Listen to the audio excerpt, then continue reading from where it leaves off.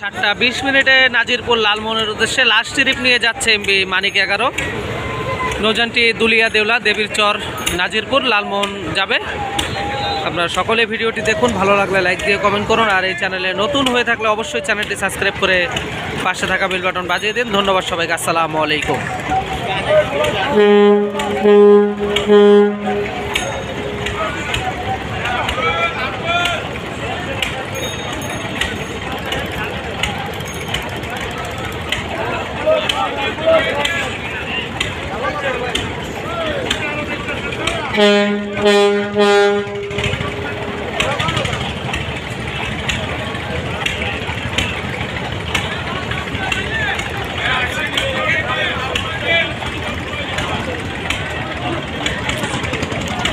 Wow.